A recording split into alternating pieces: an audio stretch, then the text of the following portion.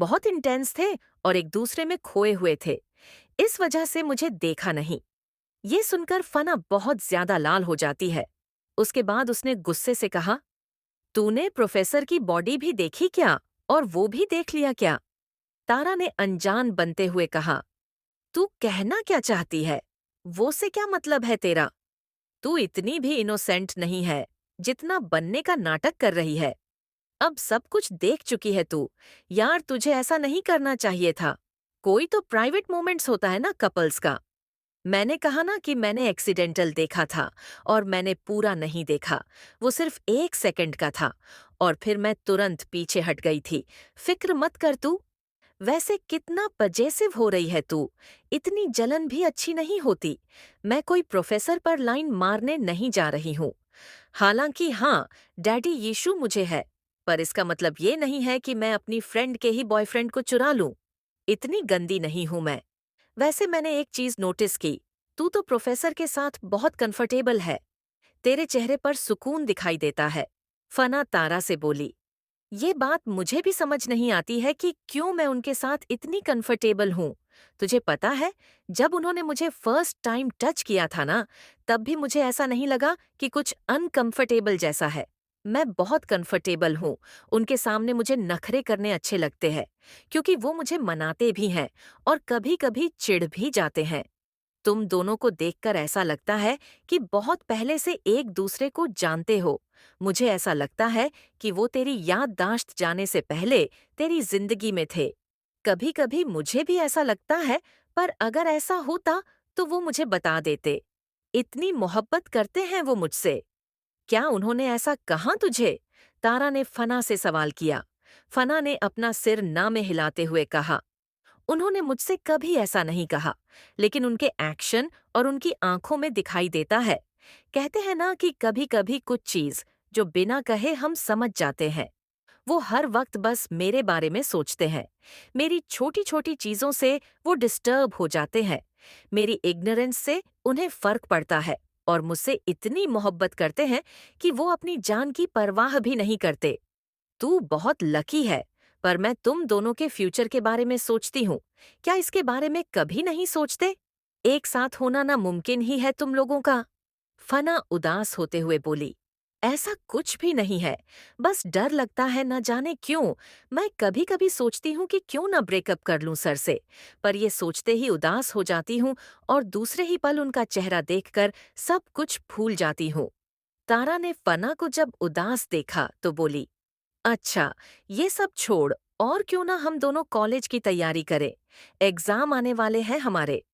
फना ने अंगड़ाई लेते हुए कहा, थोड़ी देर के लिए मैं सो जाती हूँ क्योंकि मुझे काफी ज्यादा तकलीफ हो रही है।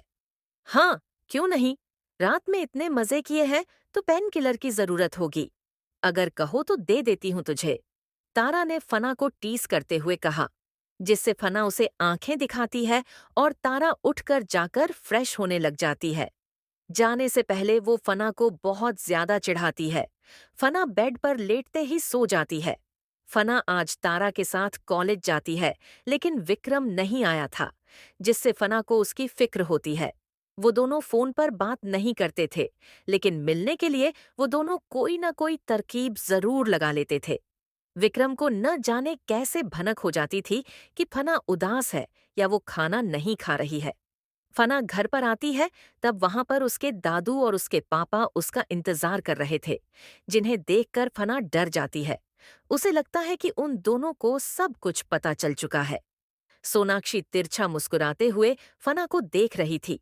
आज वहां पर मीनाक्षी भी मौजूद थी, जो तारा को खास कुछ पसंद नहीं करती थी, लेकिन वहां पर न जाने क्यों वो उसका वेट कर रहे थे सब। फना वहां पर आकर अपने दादू और पापा से मिलती है, उन्हें हेलो बोलती है। उसके दादू ने फना से कहा, हमें तुमसे कुछ बात करनी है। फना ने अपने दादू से कहा, दादू आप कहना क्या चाहते हैं? फिर वो अपने पापा की तरफ देखती है।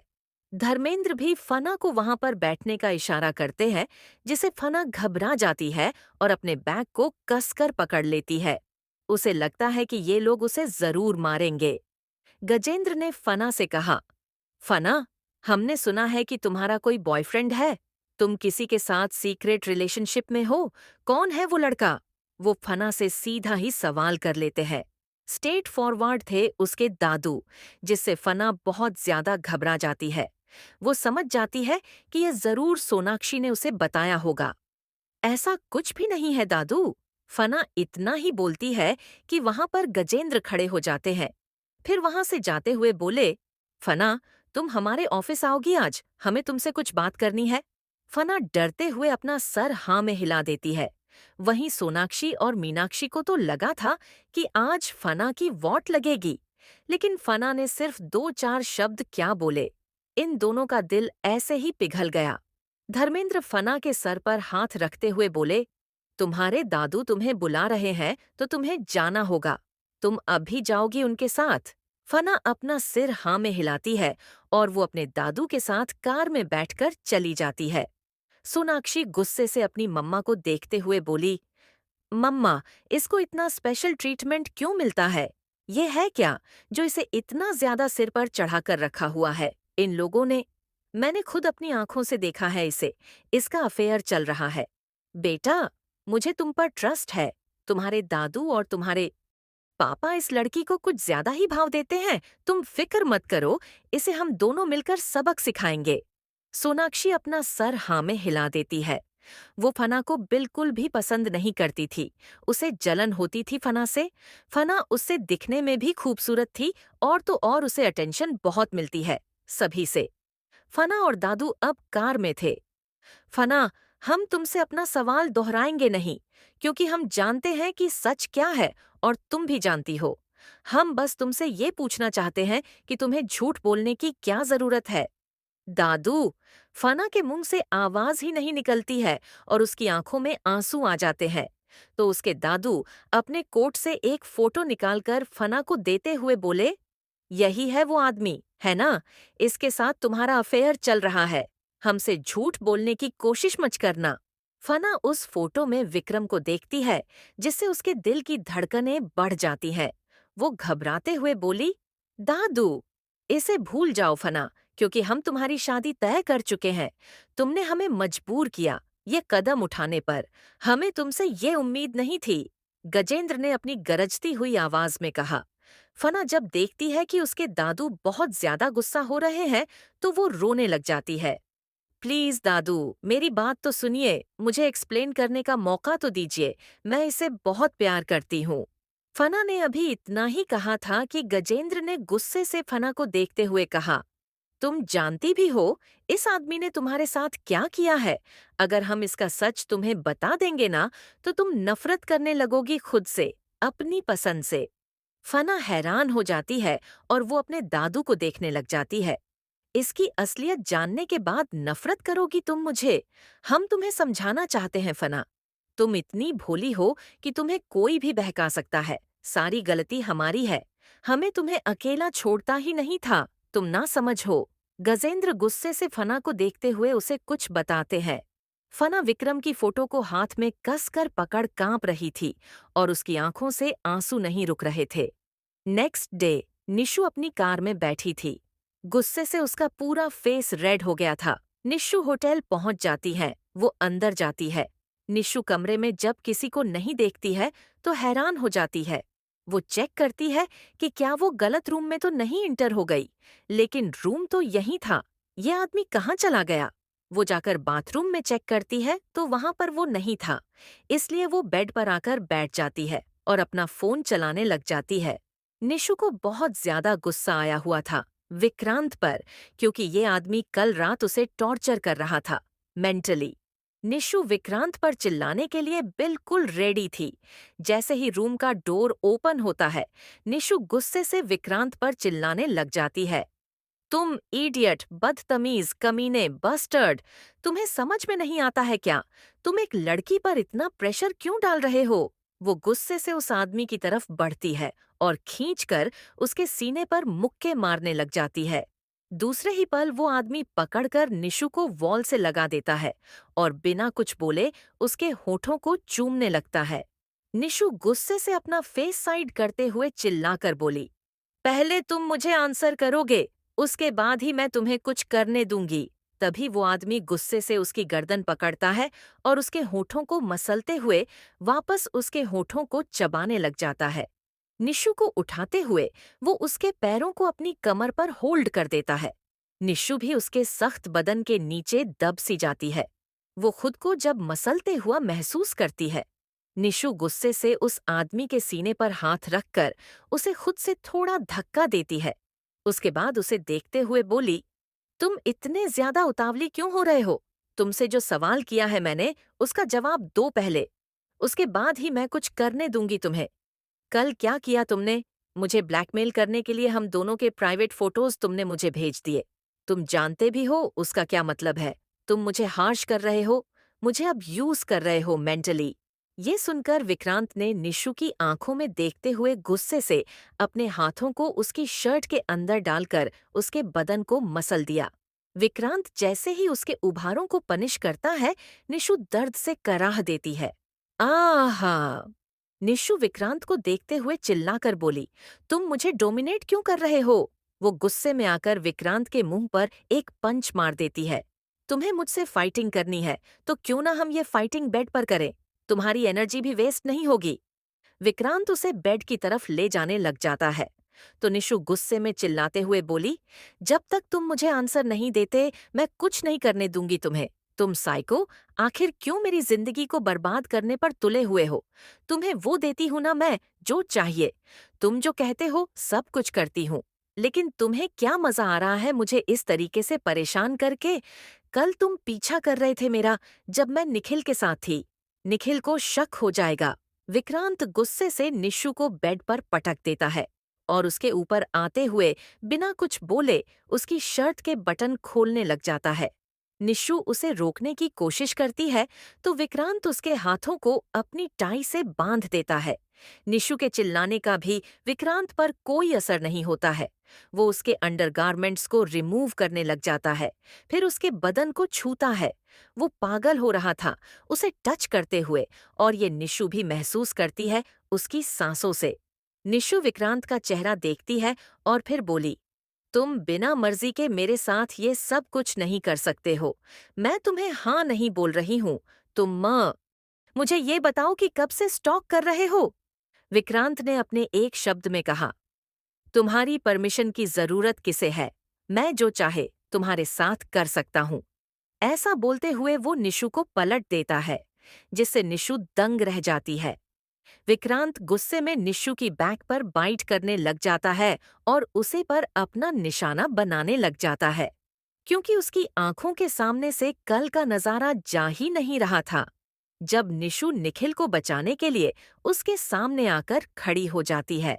ये औरत अपनी जान की परवाह भी नहीं करती है, सिर्फ और सिर्फ किसी और के बॉयफ्रेंड को बचाने के लिए। क्या वो आदमी इसके लिए इतना इम्पोर्टेंट बन चुका है? विक्रांत जैसे ही निशु पर जोर लगा देता है, निशु दर्द से चिल्लाती है। विक्रांत उसे देखने लग जाता है। निशु की आंखों में आंसू आ जाते हैं। विक्रांत निशु को पलट देता है तो देखता है कि निशु के पूरे गाल पर आंसू की छाप छूट गई थी। निशु उसे नफरत से देखती है और विक्रांत उसे अपने करीब कर लेता है। उसके बाद वो निशु के होठों को मसलते हुए बोला, बहुत प्यार है उस आदमी से तुम्हें, अपनी जान से भी ज्यादा। किसी और के बॉयफ्रेंड को हासिल करते हुए तुम्हें शर्म नहीं आती? वो तुम्हारा नहीं है, वो किसी और का है। उस लड़की की जगह लेकर तुम क्या समझती हो? तुम फिर भी कभी उसके दिल में जगह नहीं बना सकती, क्योंकि वो तुमसे मोहब्बत नहीं करता है। वो अपनी उस गर्लफ्रेंड से मोहब्बत करता है जिसके साथ वो बचपन से रहा है। तुम बस उसका एक रिप्लेसमेंट हो या फिर सब्स्टिट्यूट। विक्रांत इतनी कड़वी बातें बोलता है कि निशु की आंखों से तेजी से आंसू बहने लग जाते हैं, जिसे देखकर विक्रांत को सुकून मिलता था। ये दर्द उसे निशु को देना था, उसे नहीं मालूम, लेकिन ये लड़की तड़पनी चाहिए। उसे इतना ज्यादा गुस्सा आ रहा था इस पर, क्योंकि उसे रिजेक्शन जैसा महसूस होता है जब वो प्रोटेक्ट करती है निखिल को। निखिल के बारे में सोचकर ही विक्रांत को फिर से गुस्सा आ जाता है निशु पर। वो निशु को देखते हुए फिर से कड़वे शब्दों को बोलते हुए बोला, क्या तुम उसके बिस्तर पर भी सो जाओगी, उसकी गर्लफ्रेंड की जगह लेकर? तुम्हें शर्म नहीं आती है? कितनी लालची लड़की हो तुम। अगर तुम्हें पैसे ही चाहिए तो मैं तुम्हें दे देता हूँ, लेकिन वहां से निकलो, क्योंकि मैं नहीं चाहता कि उस लड़के की जिंदगी तुम जैसी लड़की की वजह से खराब हो जाए। निशु जब विक्रांत के ताने सुनती है तो वो अपने शरीर को ढीला छोड़ देती है। वो बदले में उसे कोई जवाब नहीं देती है, क्योंकि विक्रांत एक बार फिर से उसकी इज्जत का मजाक बना रहा था। उसके इमोशंस को पैसों से तोल रहा था। इस आदमी से क्या ही उम्मीद की जा सकती है जिसे सिर्फ एक लड़की के बॉडी से प्यार हो। वो इमोशंस की कदर क्या करेगा? उसे क्या मालूम कि एक लड़की को क्या क्या सहना पड़ता है। निशु जानती है कि कहीं न कहीं उसकी गलती है। इसका मतलब ये नहीं है कि कोई तीसरा आदमी आकर उसे क्रिटिसाइज करेगा, जिसका उससे कोई लेना देना नहीं है, जो उसे ब्लैकमेल कर रहा है। निशु गुस्से में आकर विक्रांत पर चिल्ला देती है और बोली, जस्ट शट अप। तुम्हें जो करना है जल्दी करो, मुझे यहाँ से जाने दो। मुझे फर्क नहीं पड़ता कि तुम क्या सोचते हो मेरे बारे में और कहना क्या चाहते हो। मेरा जो दिल करेगा मैं उसके साथ करूंगी। हाँ, सही समझे तुम। मैं उसके साथ सो भी जाऊंगी। तुम मेरा कुछ भी नहीं बिगाड़ सकते हो, क्योंकि ये मेरा डिसीजन होगा। मैं अपनी बॉडी किसे देना चाहती हूँ, किसे नहीं। और निखिल तुमसे लाख गुना अच्छा लड़का है। अगर मैं उसे हस्बैंड भी बना लूंगी ना, तो मुझे एक पसंद का रिग्रेट नहीं होगा।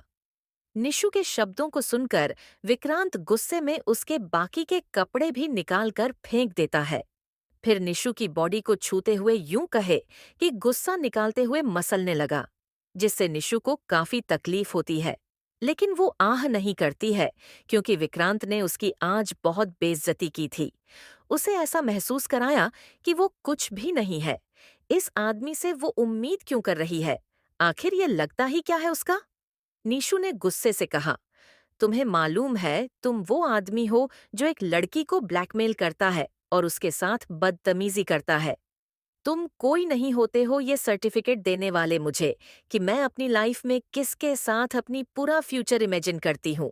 विक्रांत बिना अपने कपड़े रिमूव किए ही निशु को अपनी आगोश में भर लेता है, जिससे निशु छटपटाने लग जाती है। आ निशु को छटपटाते हुए देखकर विक्रांत को सुकून मिलता है, क्योंकि निशु के शब्द तो उसे चुभ गए थे और वो इस लड़की को सबक सिखाना चाहता है। निशु विक्रांत को नफरत से देखकर अपना मुंह दूसरी तरफ कर लेती है। वही विक्रांत उसके साथ फोर्सफुली फिजिकल होता है, जिससे निशु को काफी असहजता महसूस होती है। वो हिलने डुलने की कोशिश करती है, लेकिन वो उसे जकड़ लेता है और निशु के बदन पर अपनी छाप छोड़ने लग जाता है।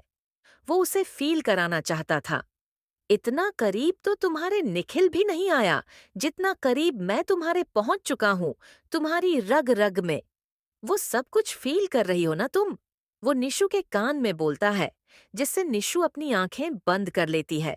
वो पनिशमेंट की तरह इसे बर्दाश्त करने को तैयार थी।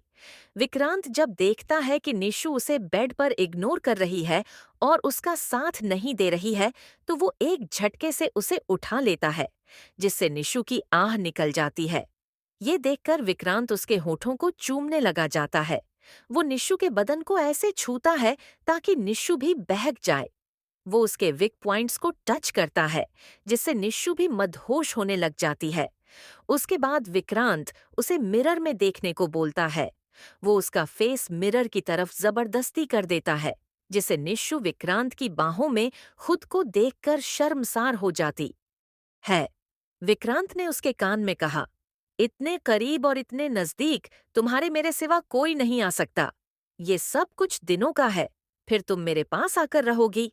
एक बात, अगर यहाँ से निकलना है तो आओ चलते हैं हम वापस तुम्हारी दुनिया में, क्योंकि तुम इसके लायक नहीं हो। तुम एक अनजान लड़की की जगह लेकर रह रही हो। इसका मतलब पता है तुमने कितना बड़ा क्राइम किया है। निशु ने विक्रांत को देखते हुए कहा, लेकिन मैं निखिल को छोड़कर नहीं जा सकती। क्यों नहीं जा सकती? तुम कहीं मोहब्बत तो नहीं कर बैठी? मैं तुम्हें असलियत बताना चाहता हूँ कि तुम एक सब्स्टिट्यूट हो। उसके बिस्तर तक पहुँच सकती हो, लेकिन उसके दिल तक नहीं। क्योंकि जिस लड़की को वो चाहता है तुम नहीं हो सकती, वो एल, क्योंकि तुम एक गरीब और फटीचर लड़की हो, जिसकी कोई औकात नहीं है। निशी की आंखों में आंसू आ जाते हैं। विक्रांत उसे जबरदस्ती अपनी तरफ देखने के लिए मजबूर करता है। वो विक्रांत के चेहरे को बेहद करीब से देखती है। विक्रांत उसे वापस बिस्तर पर पटक देता है और फिर अपने सारे कपड़े रिमूव करने लगता है। निशु विक्रांत को सुन्नी नजरों से देखती है, जैसे उसके शरीर से उसकी आत्मा निकल गई हो, क्योंकि इतनी इंसल्ट किसी ने उसकी नहीं की थी। विक्रांत उसके साथ वक्त के साथ और रूढ़ हो जाता है, जिससे निशु को तकलीफ होती है। जब यह सिलसिला खत्म होता है तो निशु चुपचाप बेड पर लेटी हुई थी और विक्रांत उसे पीछे से बाहों में भरकर लेटा हुआ था। विक्रांत निशु के शोल्डर पर बाइट कर लेता है। आह! विक्रांत के कानों में अभी तक निशु की मॉर्निंग करने की आवाज गूंज रही थी, क्योंकि थोड़ी देर वक्त पहले उन दोनों ने बहुत ही अच्छा मोमेंट फील किया था एक दूसरे के साथ। निशु विक्रांत के शब्दों के बारे में सोचती है, क्योंकि वो बोल तो बिल्कुल सही रहा था। अब इन सब का कोई फायदा नहीं है। एक न एक दिन इस आदमी की वजह से कोई पकड़ी ही जाएगी। क्यों ना वो यहाँ से दूर भाग जाए। वो अपनी पुरानी जिंदगी में नहीं जाना चाहती थी, क्योंकि वो चुपके चुपके अपने गांव वाले भाई बहन के लिए पैसे भेज रही थी, जिससे उनकी फाइनेंशियल कंडीशन अच्छी हो जाए। हालांकि निशु गलत कर रही है, लेकिन उसके पास ऑप्शन है, तो क्यों ना वो फायदा उठाए। उसे गलत नहीं लग रहा था, क्योंकि उसकी किस्मत उसे यहाँ पर लेकर आई है। वो खुद नहीं आई थी। उसने खुद यहाँ पर आने का फैसला नहीं किया था। वैसे भी वो कुछ दिनों बाद यहाँ से निकलने ही वाली थी। उसके बाद चाहे लोगों को उससे नफरत क्यों ना हो जाए। निशु को बस खुद के लिए थोड़े पैसे इकट्ठे करने थे, पासपोर्ट का इंतजाम करना था, और ऐसे लोगों से वो मिल रही थी। निशु किसी गहरी सोच में डूबी हुई थी कि तभी उसे वापस से कुछ हार्ड फील होता है, जिससे वो घबराते हुए विक्रांत को देखती है। विक्रांत ने उसे देखते हुए कहा, "one more round I need." Nishu चुपचाप लेटी रहती है और विक्रांत ने निशु को अपने ऊपर करते हुए कहा, "क्यों ना तुम करो इस बार, मुझे तुम्हारी स्किल इम्प्रूव करनी है। इन फ्यूचर ये सब कुछ खत्म नहीं होने वाला है। अगर तुम्हारी शादी किसी और से हो भी गई, तो तब भी तुम मेरे पास आओगी। तुम कितने गिरे हुए हो सकते हो?" निशु ने विक्रांत को हैरानी से देखते हुए कहा, क्योंकि ये आदमी शादी के बाद भी उससे अफेयर रखना चाहता है। विक्रांत ने निशु से कहा, "सही कहा तुमने, मैं एक कमीना आदमी हूँ, जिसे एक औरत की बॉडी की जरूरत है। मैं ये खरीद भी सकता हूँ, लेकिन अब तुम्हारी लत लग चुकी है। एडिक्शन हो गया है मुझे ये चाहिए, क्योंकि ये ड्रग है मेरा, और इसके बिना मुझे नींद नहीं आती है।" निशु बेशर्मों वाले विक्रांत के शब्द सुनकर शर्म से पानी पानी हो जाती है। वो अपने सिर पर हाथ रख लेती है। आखिर वो क्या ही जवाब दे सकती है इस आदमी की बेशर्मी पर। विक्रांत उसके साथ और रूढ़ हो जाता है। पूरे कमरे में माहौल ऐसा हो गया था कि शर्म से कोई भी अपनी आंखें बंद कर लेता उन दोनों को देखने के बाद। विक्रांत निशु का पूरा फायदा उठाता है। वो कल रात का उससे बदला ले रहा था। वो निशु के होठों को प्रेस करते हुए बोला, "तुम मुझे ओवर स्मार्टनेस दिखाओगी। तुम आखिर एक मामूली सी लड़की हो। तुम जानती भी नहीं हो कि मैं तुम्हारे साथ क्या कर सकता हूँ।" निशु ने रोते हुए कहा, "तुमसे इससे बुरा मेरे साथ और क्या ही कर सकते हो? तुम मुझे रोंद रहे हो, आह!" एक कमरे में एक लड़की चादर से लिपटकर पड़ी हुई थी, एक कोने में बेड के, क्योंकि इस वक्त वो गहरी गहरी सांस ले रही थी। बहुत थक जाने के बाद वो उठने की कोशिश करती है। तभी उसकी नजर जाती है बेड के नीचे, जहां पर उसे बहुत सारे इस्तेमाल किए हुए निरोध दिखाई देते हैं। उसे और भी ज्यादा अपने बदन में दर्द शुरू हो जाता है। वो मन ही मन उस राक्षस जैसे आदमी को कोसती है, उसे इतनी गालियां देती है ताकि उसे सुकून मिले। हालांकि ये सुकून उसे नहीं मिलने वाला था, क्योंकि उसे बाथरूम से आवाज आती है, शावर की। वो धीरे से उठने की कोशिश करती है ताकि कपड़े पहनकर यहाँ से भाग जाए। पर बहुत कोशिश करने के बाद भी जब उसकी बॉडी काम नहीं करती है, तो वो वापस थक करके लेट जाती है। कब उसे नींद लग जाती है, उसे पता भी नहीं चलता है। थोड़ी देर के बाद एक आदमी आकर अपने ठंडे हाथों से उसे छूता है, तो वो कसमसाती है और इधर-उधर होने लग जाती है। उसको ऐसे सोता हुआ देखकर वो आदमी उसके गाल पर अपना हाथ रख देता है और फिर जानबूझकर उसे अपने करीब खींच लेता है, क्योंकि नींद में सोई हुई निशु उसे अट्रैक्ट कर रही थी। उसे वापस से भूख लग जाती है, लेकिन जब वो देखता है कि निशु की बॉडी पर कई जगह पर निशान बन गए हैं, इसलिए वो उसकी नींद खराब नहीं करता है। उठकर वो किचन में जाता है, क्योंकि उसे अब भूख लग रही थी। निशु को नहीं खा सकता, लेकिन खुद के लिए कुकिंग कर तो वो खा सकता है। वहीं निशु बेड पर काफी देर तक सो जाती है, लेकिन जब उसकी नींद दोबारा खुलती है तो उसे बहुत लेट हो चुका था। अब वो घर नहीं जा सकती थी।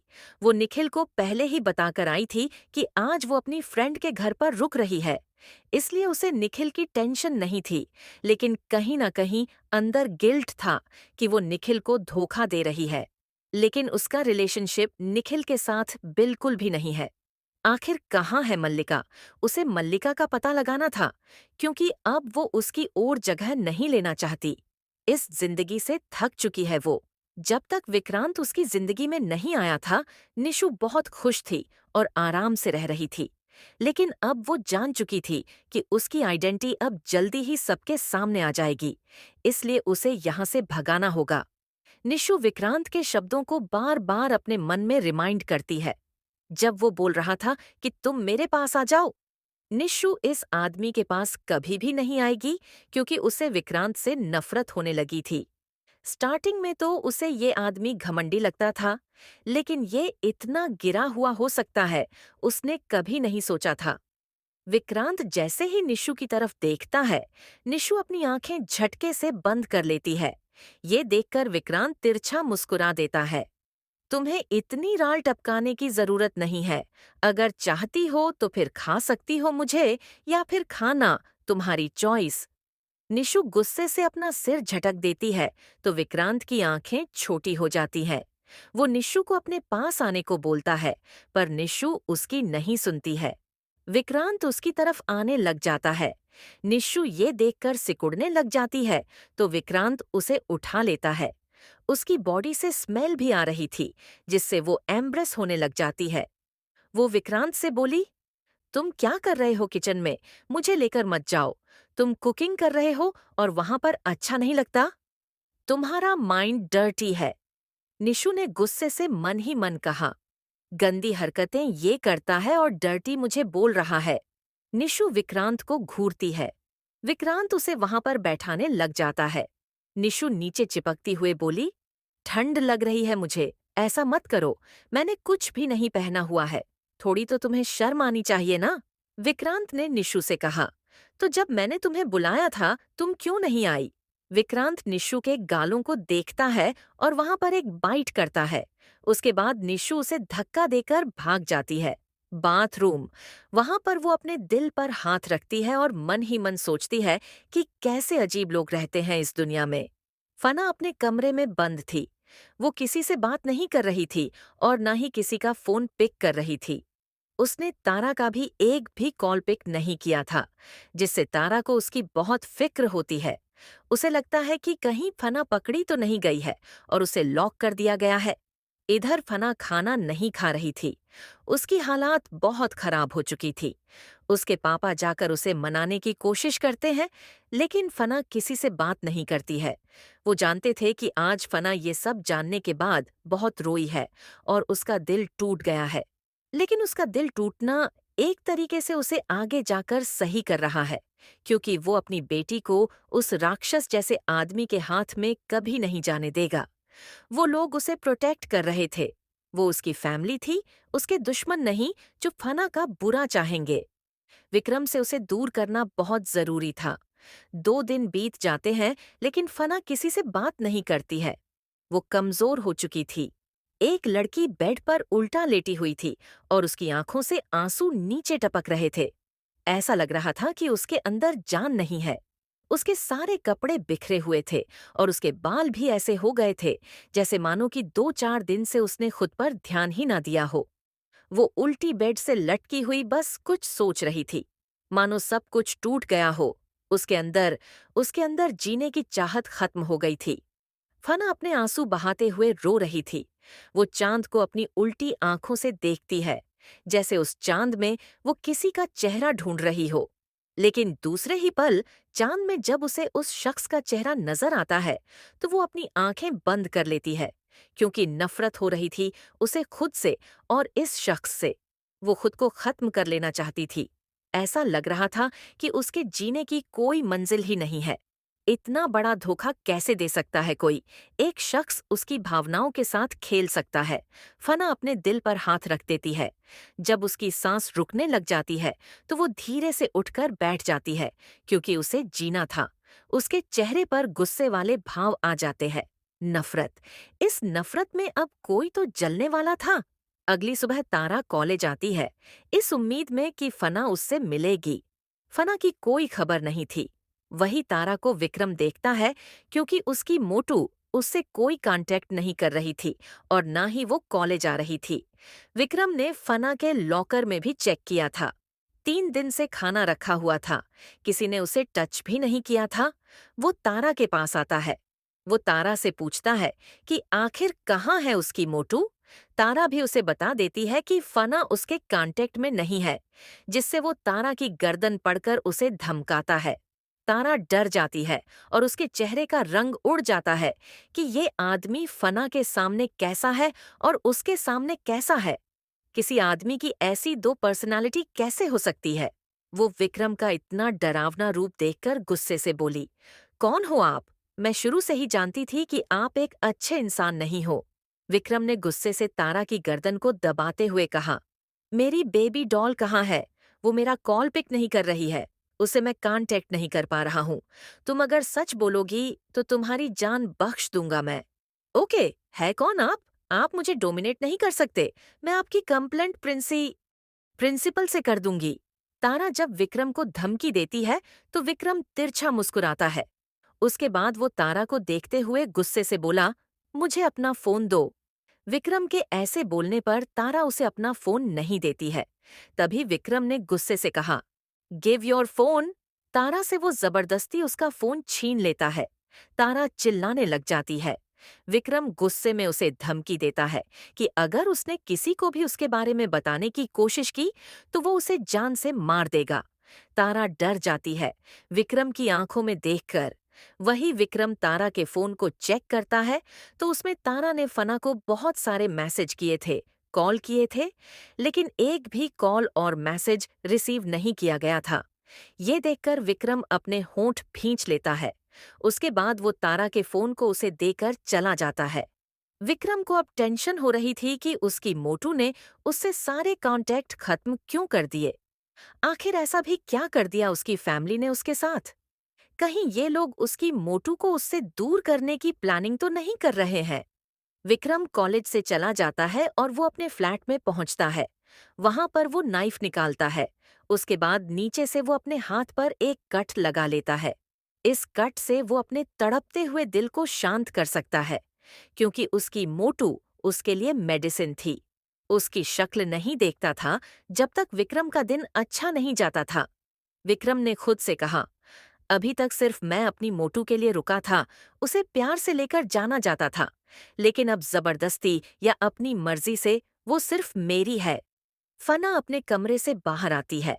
वो पूरी तरीके से तैयार थी। उसने रेड कलर की ड्रेस पहनी थी, जो कि उसे बहुत खूबसूरत बना रही थी। उसने मेकअप किया था और आंखों में काजल लगा लिया था, जिससे उसकी सूजी हुई आंखें किसी को भी दिखाई नहीं दे रही थी। फन्ना अपने दादू और पापा को देखते हुए बोली, ओके, मैं रेडी हूँ एंगेजमेंट के लिए। अगर आप कहेंगे तो मैं शादी भी कर लूंगी और इस शादी को आप अनाउंस करेंगे। ये सीक्रेट मैरिज नहीं होगी। गजेंद्र और धर्मेंद्र फना के फैसले से खुश हो जाते हैं। उन्होंने फना के सामने जो शर्त रखी थी, फना ने उसे एक्सेप्ट कर लिया। फना ने अपने दादू को देखते हुए कहा, दादू, मैं रेडी हूँ इस शादी के लिए। आप जिससे चाहे मेरी शादी कर सकते हैं, लेकिन शादी के बाद भी मैं आपके साथ रहना चाहूंगी। मैं अपनी फैमिली को छोड़कर कहीं नहीं जाऊंगी। गजेंद्र एफना के पास आता है और उसके सर पर हाथ रखते हुए बोला, हमें तुम्हारे फैसले पर फक्र है। हमें उम्मीद थी कि तुम यही फैसला लोगी। हम नहीं चाहते कि तुम अपनी जिंदगी को डिस्ट्रॉयर करो। वो भी उस आदमी के साथ जिसने तुम्हारे साथ। ऐसा बोलते हुए वो अपने शब्दों को बीच में छोड़ देते हैं तो फना की आंखों में आंसू आ जाते हैं। वो अपने पापा को देखते हुए उनके पास आती है और फिर वो उसे हग कर खुद को शांत करने लगती है। एफना को आज अपने पापा की बहुत जरूरत थी क्योंकि वो बहुत अकेला महसूस कर रही थी। उसके पास ये सच टॉलरेट करने की हिम्मत नहीं थी। वो खुद से ही लड़ रही थी। उसे समझ नहीं आ रहा था कि आखिर उसे करना क्या है। उसके दादू ने जो उसे कहा, क्या उसे वो करना चाहिए? वो अपने फैसले को ले तो चुकी थी, लेकिन वो खुश नहीं थी अंदर से। उसे कुछ अधूरा सा महसूस हो रहा था। फना के पापा उसे लेकर कमरे में जाते हैं। वो फना को आज अपने हाथों से खाना खिलाते हैं। जब फना छोटी थी तब वो उसके पास नहीं थी। उन्होंने अपनी बेटी का बचपन नहीं देखा क्योंकि एफना को ढूंढते हुए ही उन्हें इतने साल लग गए और उन्होंने बहुत कुछ मिस कर दिया था। फना का बचपन, उसका मुस्कुराना, उसका चलना, उसका पापा बोलना और हर चीज से वो वंचित रह गए थे। फना अब चाहकर भी छोटी नहीं हो सकती और वो पुराने दिन वापस तो नहीं ला सकते, लेकिन इस वीक मोमेंट में वो उसका साथ जरूर दे सकते हैं। फना अपने पापा के फेस को देखती है और फिर वो बेड पर लेट जाती है। वो उसके ऊपर कंबल डाल देते हैं और उसके सिर पर हाथ फेरने लग जाते हैं। फना सो जाती है और वो कमरे से बाहर चले जाते हैं। उन्हें बुरा लग रहा था कि वो अपनी बेटी को प्रोटेक्ट नहीं कर पाए, लेकिन एफना बहुत वीक हो चुकी थी। इन दिनों उसका मन अनस्टेबल था। वो फना के इस मोमेंट पर उसे और प्रेशरसाइज नहीं करना चाहते थे। एफना की जिंदगी का ये कड़वा सच है। वो कभी नहीं बताते, लेकिन वो उन्होंने इसलिए उसे बताया था कि फना को उस आदमी की असलियत दिखाई दे जो कि जानवर है, जिसने उसकी बेटी के साथ इतना गलत किया। वो लोग उसे जिंदा नहीं छोड़ेंगे वक्त आने पर। फना उस आदमी की तरफ झुक रही थी। एफना को ये सच बताना उनकी मजबूरी बन गई थी, क्योंकि वो उसके साथ कोई जोर जबरदस्ती नहीं करना चाहते थे। ये सच जरूरी था उसे जानना, क्योंकि जिंदगी का एक अहम हिस्सा है फना का अतीत। उन्होंने उसे पूरी बातें तो नहीं बताई, लेकिन जितना उसे जानने की जरूरत थी वो सब कुछ बता दिया था। फाना ने जो फैसला लिया था उस पर वो लोग उसके साथ थे, लेकिन इधर सोनाक्षी और मीनाक्षी दोनों को समझ नहीं आ रहा था कि आखिर ये लोग क्या कर रहे हैं। इस लड़की की शादी क्यों कर रहे हैं? वो तो उसकी बेटी की उम्र की ही है। आखिर ये लोग करना क्या चाहते हैं? मीनाक्षी को इन दिनों कुछ भी पता नहीं चल रहा था। मीनाक्षी अपने एजेंट को कॉल करती है। वो अब फना के बारे में सब कुछ जानना चाहती थी। उसका अतीत, वो कहाँ थी आज तक और किसके साथ थी, कौन उसका पालन पोषण कर रहा था, वो सब कुछ। पहले तो उसे इस लड़की में दिलचस्पी नहीं थी, लेकिन अब उसे इस लड़की के बारे में सब कुछ जानना था। आखिर किससे प्रोटेक्ट करने के लिए वो इसकी शादी इतनी जल्दी किससे और क्यों कर रहे हैं? फना अपने कमरे में अपने पापा के जाने के बाद बहुत रोती है। उसके बाद वो गुस्से से पिल्लू को पीटने लग जाती है। आपने ऐसे क्यों मेरे प्यार का मजाक बनाकर रख दिया?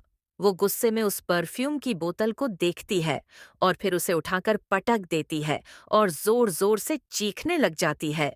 फना के चीखने की आवाज किसी और ने भी सुनी और उस आदमी के कान में माइक्रोफोन लगा हुआ था, जिससे वो सब कुछ सुन रहा था और उसकी आंखों का रंग ही बदल जाता है। वो अपने हाथों की मुट्ठियां बंद कर लेता है। असल में विक्रम ने अपने कुछ आदमियों को वहां पर भेज दिया था, नौकर बनाकर। पैसों से सब कुछ बिकता है। विक्रम ने भी उन लोगों का ईमान खरीद लिया था। अगर वो ऐसा नहीं करते तो उसके बच्चों को मार देता। इस वजह से फना के कमरे में माइक्रोफोन विक्रम ने ही लगवाया था। जब वो उसकी आवाज सुनता है तो विक्रम के कान सुन्न हो जाते हैं कि आखिर इतना टूटकर क्यों रो रही है उसकी मोटू। धोखा! विक्रम ने उसे धोखा कब दिया? आखिर क्या हो गया है उसकी मोटू को? शायद उसकी मोटू को विक्रम की जरूरत थी, इसलिए वो बिना सोचे समझे अपने कोट को उठाता है और बाहर की तरफ निकलने लग जाता है। तभी विक्रांत ने विक्रम से कहा, बॉस, मेरे पास आपके लिए एक न्यूज़ है जिसे आप जरूर सुनना चाहेंगे। विक्रम वहीं पर खड़ा हो जाता है तो विक्रांत ने उसे बताया कि आपकी गुड़िया की एंगेजमेंट फिक्स हो चुकी है और न्यूज़ वायरल हो रही है। एक जल्दी ही किसी से एंगेजमेंट कर शादी करने वाली है। अंदर की खबर ये है कि ये मैरिज 2 दिन के अंदर होगी, जिससे विक्रम के कदम लड़खड़ा जाते हैं, मानो जैसे उसके शरीर से जान निकल गई हो। उसने गुस्से से विक्रांत की तरफ देखा और उसका गला पकड़ लिया। विक्रांत ने विक्रम से कहा, और खबर ये भी है कि इस शादी का फैसला आपकी गुड़िया ने खुद लिया है, उसे किसी ने फोर्स नहीं किया है। ये सुनकर विक्रम के दिल में अचानक से इतना तेज दर्द होता है कि वो अपने दिल पर हाथ रखता है, जिसने धड़कना बंद कर दिया था। उसे इतना तेज दर्द होता है कि उसकी आंखें नम हो जाती है। वो वहीं पर खड़ा रह जाता है, कुछ पल के लिए। वो रिएक्ट नहीं करता है। वही विक्रांत अपने बॉस को देखता है, जो एक बार फिर से टूट गया था। विक्रांत जानता था कि उसके बॉस की कमजोरी उनकी गुड़िया है। अगर उसे कोई और देख भी लेता है, तो विक्रम का खून खौल जाता है। वो किसी और से शादी कर रही है, इससे उसके बॉस को फर्क कैसे नहीं पड़ेगा। इतने महीने तक वो आदमी सिर्फ मर रहा था और खुद को खत्म करने वाला था। आज जब उसकी वो कीमती गुड़िया उससे दूर होगी, तो उसका बॉस ऐसा ही रिएक्ट करेगा। वो पहले से ही जानता था। विक्रम गुस्से से विक्रांत को देखता है और बोला, अपने आदमी से कंफर्म करो। वो बिना सोचे समझे बाहर की तरफ जाता है। ये देखकर विक्रांत भी घबरा जाता है, क्योंकि उसका बॉस इस वक्त पागल हो चुका है गुस्से से या फिर किसी को खोने के डर से। विक्रांत आसमान में कड़कते हुए बादलों की आवाज सुनता है। तब उसे समझ आ जाता है कि आज जरूर कोई अनहोनी होने वाली है। वो जल्दी किसी को कॉल करता है, क्योंकि अब विक्रम को सिर्फ वही रोक सकता है। विक्रम गुस्से से अपनी कार ड्राइव कर रहा था। उसकी आंखों में आंसू थे। तुम मेरे साथ ऐसा नहीं कर सकती हो। तुम मुझे धोखा नहीं दे सकती, मुझसे दूर नहीं जा सकती। तुम पर सिर्फ मेरा हक है। नहीं मोटू, तुम कभी ये फैसला खुद से नहीं करोगी, मैं जानता हूँ। ये लोग तुम्हारे साथ जबरदस्ती कर रहे हैं। तुम फिक्र मत करो, तुम्हारा सर तुम्हें उन सब से दूर लेकर जाएगा। विक्रम के हाथ कांप रहे थे। ये फीलिंग इतनी अनाइंग थी। शादी की खबर सुनकर उसकी तो मानो जैसे धड़कनें ही थम गई थीं। वो ब्लैकआउट हो गया था। कुछ पल के लिए उसे समझ में नहीं आता कि वो कहाँ पर है।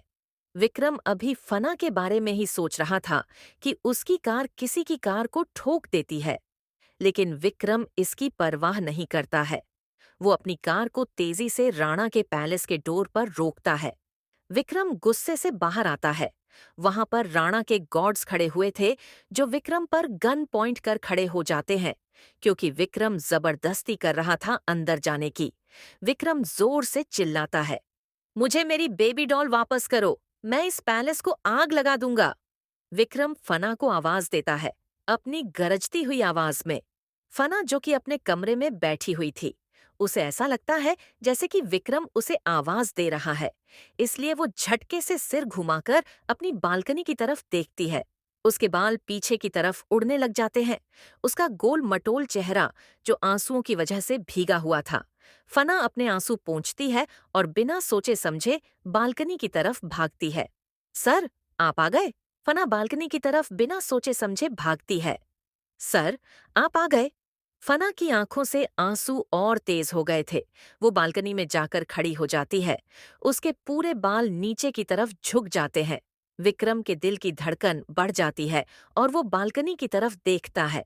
फना अपना सिर नीचे कर कर खड़ी हुई थी और उसकी आंखों से आंसू टपक कर जमीन पर गिर रहे थे। वो ग्रिल को कसकर पकड़ लेती है। वो रोते हुए बोली, नहीं फना, ये डिसीजन गलत है। ये आदमी तेरा कभी था ही नहीं। इसने जो तेरे साथ किया, उसे भुलाया नहीं जा सकता। एक दरिंदा भी ऐसा नहीं करता।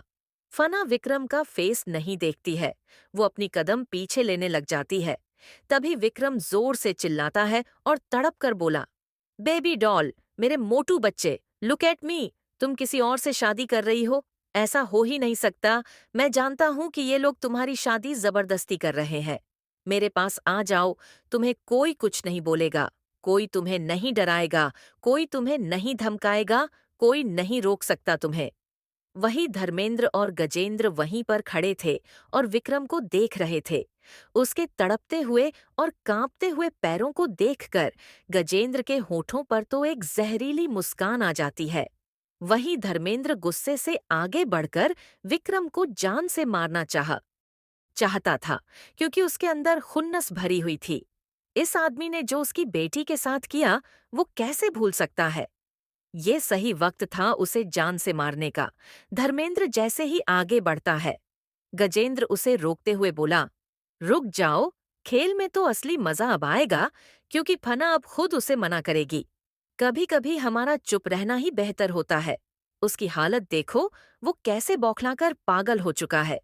अगर उसे हमने मार दिया तो ये कमजोरी की निशानी कहलाएगी, और राणा कभी किसी को अकेले में नहीं मारते।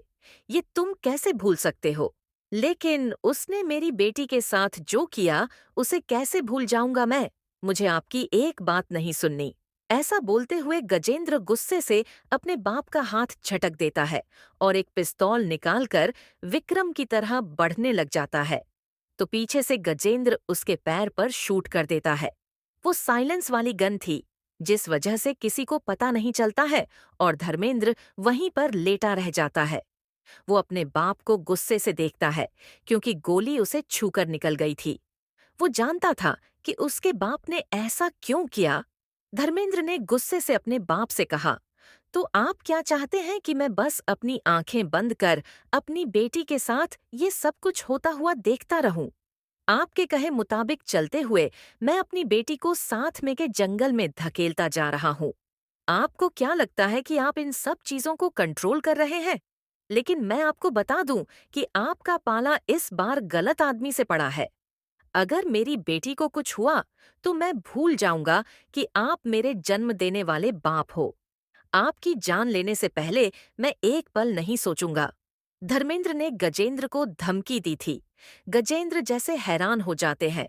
वो अपने बेटे को देखते हैं, जिसने आज पहली बार उससे जबान लड़ाई थी। उसके खिलाफ जाने की गुस्ताखी कर रहा था। ऐसा तो उसने तब भी नहीं किया जब उसने उसकी प्रेमिका को मार दिया था।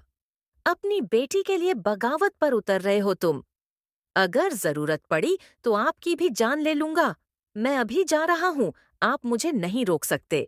धर्मेंद्र जब गुस्से से खड़े होने की कोशिश करता है तो उसके पैर से ब्लीडिंग होने लग जाती है, जिसे देखकर गजेंद्र हंसते हुए बोला, तुम्हें क्या लगता है तुम एक सरफिरे पागल आशिक से जाकर लड़ोगे और वो तुम्हारी जान नहीं लेगा? गजेंद्र गुस्से से अपने बेटे को धमकी देते हुए बोला, तुम्हारे अंदर हिम्मत है तो जा सकते हो तुम, धर्मेंद्र। धर्मेंद्र खड़े होने की कोशिश करता है। भावेश उसकी तरफ बढ़ता है, लेकिन गजेंद्र उसे गुस्से से देखता है तो भावेश रुक जाता है, क्योंकि वो सालों से गजेंद्र के लिए काम कर रहा था और उसके फैसले के खिलाफ वो नहीं जा सकता। वो लोग अपना सिर नीचे कर लेते हैं। धर्मेंद्र गुस्से से बोला, मैं आपको अपनी बेटी की बलि नहीं चढ़ाने दूंगा। आपको क्या लगता है आप मेरी बेटी के साथ खेल रहे हो और मुझे समझ में नहीं आ रहा है? आपका ही बेटा हूं, दरिंदे हो आप।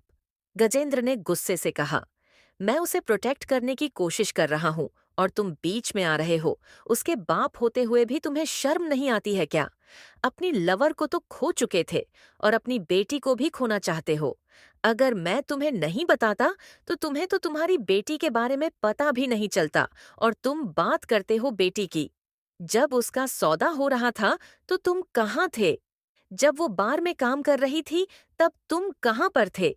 जब उसके साथ जबरदस्ती होने जा रही थी तब तुम कहाँ थे? फिर आपने भी तो मेरी बेटी को नहीं बचाया। बचाया तो उस विक्रम भारद्वाज ने। भले उसने मेरी बेटी के साथ गलत किया है, लेकिन उसे प्रोटेक्ट भी तो उसने ही किया है। मैं आपके घिनौने खेल को और आगे नहीं बढ़ने दूंगा। मेरी बेटी इसकी बलि नहीं चढ़ेगी, गजेंद्र राणा। धर्मेंद्र ने पहली बार गजेंद्र को उसके नाम से बुलाया था, जिससे उसने गुस्से से कहा, तुम्हारा मरना ही बेहतर होगा, क्योंकि तुम ऐसी औलाद हो जो नाकाम है। किसी काम की नहीं हो तुम, और उसके बाद भी जिंदा हो और पाल रहा हूं तुम्हें। एहसान नहीं किया है मुझ पर। जितना इस्तेमाल तुमने मेरा किया हथियार की तरह, उतना किसी ने नहीं। I hate you dad. Dharmendra अपने बाप से नफरत करता था, और आज उसने अपने बाप को ये सामने से बोल दिया था। गजेंद्र ने गुस्से से धर्मेंद्र पर गन को पॉइंट करते हुए कहा, तुम्हें जिंदा रहने का कोई हक नहीं है। तुम एक ऐसी औलाद हो जिस पर हमें शर्म आती है। कमजोर बुजदिल, तुमने हमारे खून को मिट्टी में मिला दिया। वो इससे पहले कि धर्मेंद्र को शूट करते, भावेश ने कहा। बॉस, विक्रम भारद्वाज के आदमियों ने चारों तरफ से पैलेस को घेर लिया है। ये सुनकर गजेंद्र धर्मेंद्र से नजरें हटाकर भावेश से बोले, तो तुम यहाँ पर खड़े होकर तमाशा क्या कर रहे हो? इधर विक्रम बालकनी की तरफ देखकर गुस्से से चिल्लाता है, बेबी डॉल, मेरे पास आओ। अगर तुम खुद नहीं आओगी तो मैं तुम्हें लेने के लिए आ जाऊंगा। विक्रम की धमकी से फना डर जाती है, लेकिन वो रुकती नहीं है। वो अपने कदम पीछे लेने लग जाती है और अपना सिर ना में हिलाते हुए रोने लग जाती है। विक्रम जब फना के कदमों को पीछे जाते हुए देखता है, तब उसकी आंखें गुस्से से गहरी हो जाती हैं। इसका मतलब ये है कि उसकी मोटू ने उससे दूर जाने का फैसला किया है। वो अपनी मर्जी से किसी और से शादी कर रही है। पहले तो विक्रम को यकीन नहीं हुआ था। विक्रम के कदम लड़खड़ा जाते हैं और वो गुस्से से अपने हाथों की मुट्ठियां बंद कर लेता है, क्योंकि वो अपनी मोटू बेबी डॉल के साथ बदसलूकी नहीं करना चाहता था। उसे प्यार से मना कर ले जाना चाहता था। लेकिन तुम मुझे मजबूर करती हो कि मैं तुम्हें अपना अंदर का वो जानवर दिखाऊं जिसे मैं तुम्हें नहीं दिखाना चाहता। विक्रम गुस्से से अपने हाथों की मुट्ठियों को कस लेता है और फना को अपनी तीखी नजरों से देखता है। फना पीछे कदम लेते हुए अपने मुंह पर हाथ रख लेती है और कमरे में भाग जाती है और बेड पर दम से गिरते हुए वो गद्दे में मुंह छुपाकर जोर जोर से रोने लग जाती है। वो ब्लैंकेट को अपने मुंह में भर लेती है ताकि उसके चीखने की आवाज बाहर न जाए। वो जोर जोर से चिल्ला चिल्ला कर रोना चाहती थी। उसका दिल जोर जोर से धड़क रहा था। उसे रोना आ रहा था। वो तड़प रही है, लेकिन जिस आदमी ने उसके साथ इतना गलत किया, उसके लिए वो कैसे रो रही है?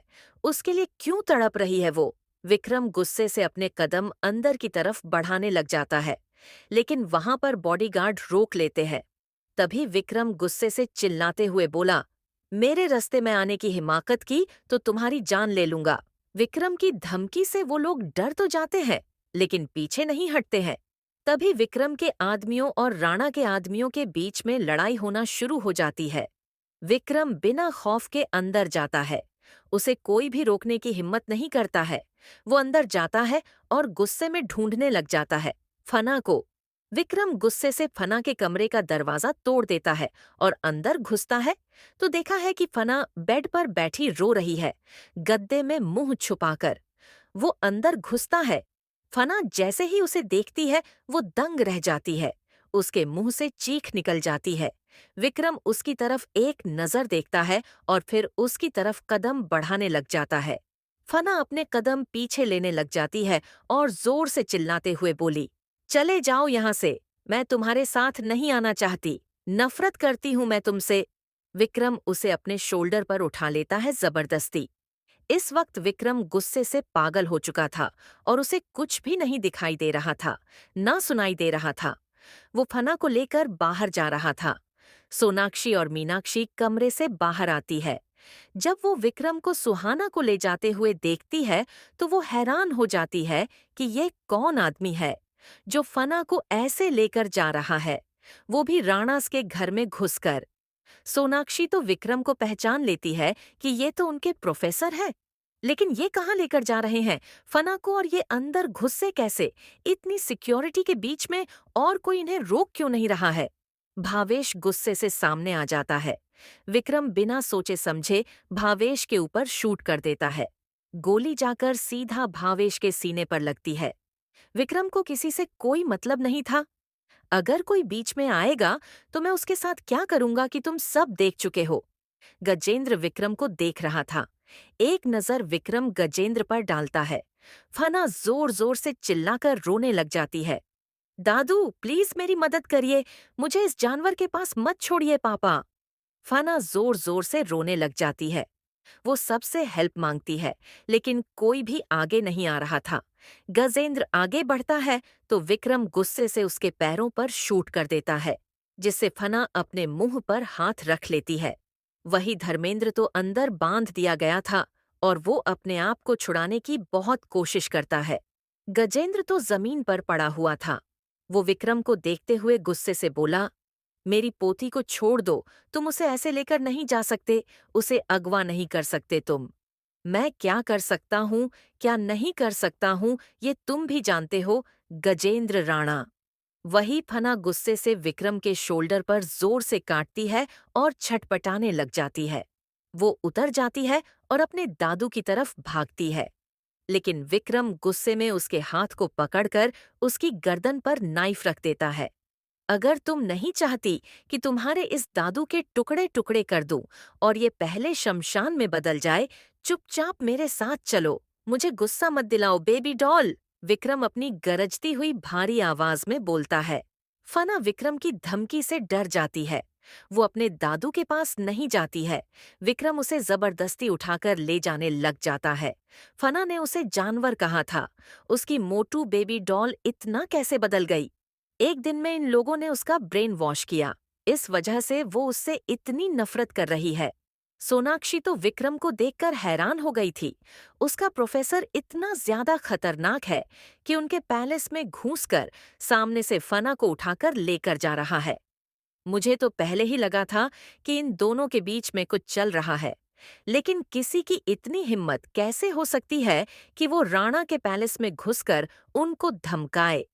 विक्रम इस वक्त बस अपनी मोटू को हैंडल करना चाहता था और इससे ज्यादा उसे कुछ भी नहीं चाहिए था।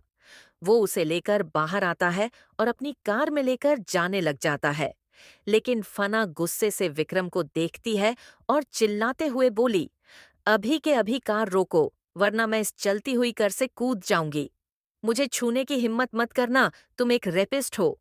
विक्रम जब देखता है कि फना उससे डर रही है, उसे दूर भगाने की कोशिश कर रही है, और फना के मुंह से ये सुनना कि वो एक रेपिस्ट है, विक्रम को ऐसा लगता है जैसे कि किसी ने उसके सीने पर खंजर मार दिया हो। वो ब्लैंक हो जाता है और उसके हाथ, जो फना की तरह बढ़ रहे थे, वो एकदम से रुक जाते हैं। फना जोर से चिल्लाते हुए बोली, "you are a bloody rapist, तुमने मेरा रेप किया है।" विक्रम की आंखें भर जाती हैं। वो फना को देखते हुए बोला, तुम जैसा सोच रही हो वैसा कुछ भी नहीं है। फना गुस्से से चिल्लाते हुए बोली, और कितना झूठ बोलोगे तुम, तुम्हारा मन नहीं भरा, जो तुम मेरी जिंदगी को बर्बाद करने के लिए यहाँ पर भी आ गए। इतना कैसे गिर सकता है कोई? बेबी डॉल मेरी। विक्रम अब भी अपने शब्द पूरे करता है कि फना खींचकर उसे थप्पड़ मार देती है और चिल्लाते हुए बोली, खबरदार, जो अपने मुंह से मेरा नाम लिया, तुम्हारी ये भद्दी और गंदी शक्ल नहीं देखना चाहती मैं। एक रेपिस्ट हो तुम एक रेपिस्ट हो। फना गुस्से से विक्रम को देखते हुए उस पर इल्जाम लगाती है। विक्रम अपने गाल को टच करता है, क्योंकि आज पहली बार उसकी बेबी डॉल ने उसे थप्पड़ मारा था। वो थप्पड़ विक्रम के गाल पर नहीं, सीधा उसके दिल पर लगा था। उससे भी ज्यादा उसे फना के शब्द कि तुम एक रेपिस्ट हो, विक्रम के दिल को चीरकर छलनी कर देते हैं। फना गुस्से में विक्रम को देखते हुए बोली, तुम एक मॉन्स्टर हो, तुमने मेरे साथ क्या किया है, सब कुछ पता चल चुका है मुझे। विक्रम फना को देखते हुए बोला, baby doll, just shut up. खबरदार, जो अपने इस मुंह से मेरा नाम लिया तो मर गई बेबी डॉल, फना ने चिल्लाते हुए कहा। आज विक्रम को उसकी आंखों में एक आक्रोश दिखाई दे रहा था, नफरत दिखाई दे रही थी। उसमें दूर दूर तक प्यार और रिस्पेक्ट नहीं था, डर नहीं था। जो मोटू उसके पास आने के लिए बेताब रहती थी, आज वो उससे दूर जाने के लिए उससे लड़ रही है। विक्रम फना के चेहरे को देखता है तो फना घिन्न से विक्रम को खुद से दूर धक्का देती है और उसके हाथों को दूर झटकते हुए बोली, दूर रखो अपने गंदे हाथों को। विक्रम फना को बोला, बेबी डॉल, मेरी बात तो सुनो। जस्ट शट अप, कुछ नहीं सुनना मुझे, फना ने चिल्लाते हुए कहा, और वो गुस्से से बोली, अगर तुमने ये कार नहीं रोकी तो मैं अपनी जान दे दूंगी, इस कार से कूद कर, क्योंकि तुम्हारे साथ जाने से बेहतर है कि मैं मर जाऊं। फना विक्रम को धमकी देती है, जिससे विक्रम की उंगलियां कांप जाती हैं। फना ड्राइवर को चिल्लाते हुए बोली, तुम्हें सुनाई नहीं दिया, मैंने कहा कार रोको। फना की आंखों से आंसू बह रहे थे। फना कार से कूद जाती है और उसके बाद उसके हाथ में चोट लग जाती है। विक्रम जल्दी से कार से बाहर आता है और वो फना का हाथ पकड़ लेता है। तभी फना उसका हाथ दूर झटक देती है। फना जैसे ही उसके हाथों को दूर करती है, विक्रम के हाथ हवा में ही रुक जाते हैं। फना गुस्से से विक्रम पर चिल्लाते हुए बोली, तुम्हें क्या लगता है कि मैं एक रेपिस्ट से अपनी नजदीकी बढ़ाऊंगी? तुम जैसे इंसान से कोई कैसे प्यार कर सकता है? मोटू, तुम गलत समझ रही हो, मैं तुम्हारा। विक्रम की बात पूरी होने से पहले ही फना उसकी बात बीच में काटते हुए बोली, इतना ही नहीं, तुमने मेरा रेप किया और उसके बाद जब मैं प्रेग्नेंट हो गई तो तुमने मेरे बच्चों को मार दिया। ये सुनकर विक्रम हैरान हो जाता है। उसने फना को देखते हुए कहा, ऐसा कुछ भी नहीं हुआ था, ये सब कुछ झूठ है। तुम्हें बस मेरे खिलाफ करने के लिए तुम्हारे कान भरे गए हैं। और कितना झूठ बोलोगे तुम?